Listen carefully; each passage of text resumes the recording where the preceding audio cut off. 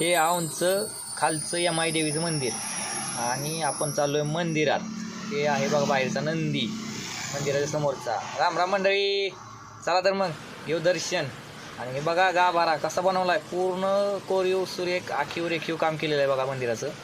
मस्त वाटतंय. आणि आत मंदिरात गेल्यानंतर ना एवढं प्रसन्न वाटतं मंडळी. ही पामर मूर्ती यमाई देवीची मूर्ती, खालच्या मंदिरातील मूर्ती. आणि मंदिर पण आतून एवढं भारी बनवलं आहे त्यांनी. आणि जुन्या काळामध्ये हे बघा आतमध्ये प्रकाश आणि हवा येण्यासाठी केलेलं. आणि हे मंदिराचं पूर्ण आता नवीन काम केलेलं आहे, एकदम कोरीव सुरेख आखीव रेखीव काम केलेलं आहे. अजूनही काम चालू आहे. तुम्ही गेलात कधी तर नक्की पहा. आणि तिथलं पाहिल्यानंतर जे वातावरण तिथलं मनाला प्रसन्नता वाटते ना, एकच नंबर आहे मित्रांनो. हे बघा फरशी. आणि हे आहे वरचं यमाई मातेचं डोंगरावरचं मंदिर. इथं पण एकदम प्रसन्न वाटतं, शांतता, गर्दी नसती, काही नसती. कधीही गेला तर दर्शन घ्यायला विसरू नका.